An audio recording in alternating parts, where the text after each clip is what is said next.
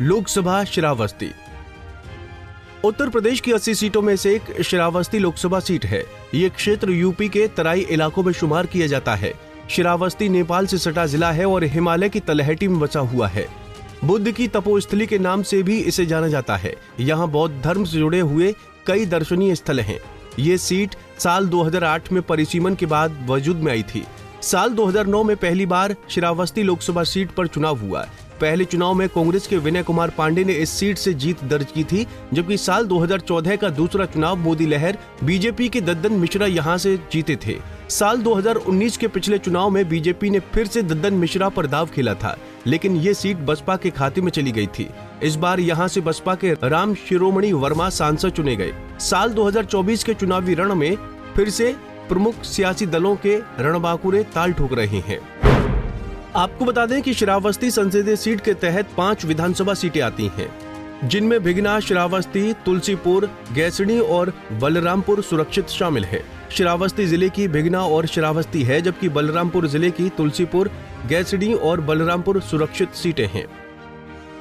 साल 2022 में हुए विधानसभा चुनाव में श्रावस्ती लोकसभा क्षेत्र की 3 सीटों पर बीजेपी ने जीत दर्ज की है, जबकि 2 सीट भिगना और गैसणी पर समाजवादी पार्टी के विधायक चुने गए हैं। वहीं तुलसीपुर, श्रावस्ती और बलरामपुर सुरक्षित बीजेपी के पास है।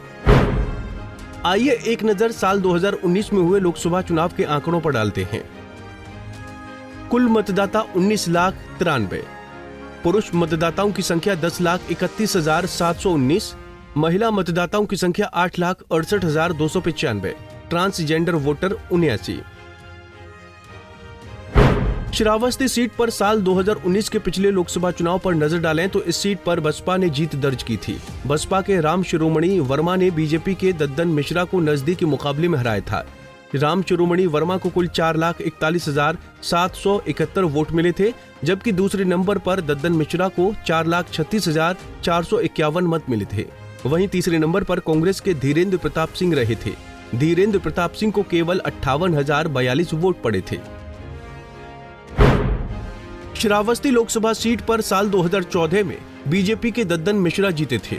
दद्दन मिश्रा ने सपा के बाहुबली अतीक अहमद को चुनाव हराया था। दद्दन मिश्रा को कुल 3,45,964 वोट मिले थे, जबकि सपा के अतीक अहमद को 2,60,051 वोट मिले थे। वहीं तीसरे नंबर पर बसपा के लालजी वर्मा रहे। लालजी वर्मा को 1,94,890 वोट मिले थे। चौथे नंबर पर रहे निर्दलीय रिजवान जहीर ने 1,01,817 वोट लाकर बीजेपी की राह को आसान कर दिया था, जबकि सपा करीब 85,000 वोटों से चुनाव हारी थी। साल 2009 में लोकसभा चुनाव पहली बार इस सीट पर हुए थे। इस चुनाव में कांग्रेस के विनय कुमार पांडे ने यहां से सांसद चुने गए। विनय पांडे को कुल 2,01,556 वोट मिले थे, जबकि दूसरे नंबर पर रहे बसपा के रिजवान जहीर को कुल 1,59,527 वोट मिले थे, जबकि तीसरे नंबर पर सपा की रोबाबा सईदा रही थी। रोबाबा सईदा को कुल 1,11,247 वोट मिले थे।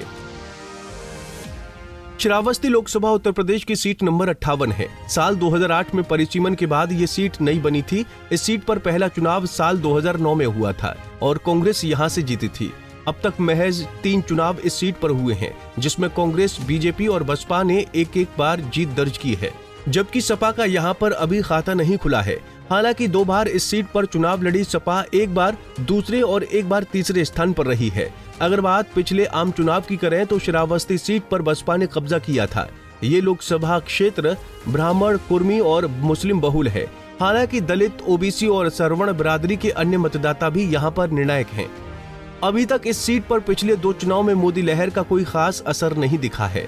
साल 2014 में बीजेपी एक बार यहां जीती है, लेकिन बाहुबली अतीक अहमद और रिजवान जहीर के आपसी टकराव के चलते बीजेपी का खाता खुला था।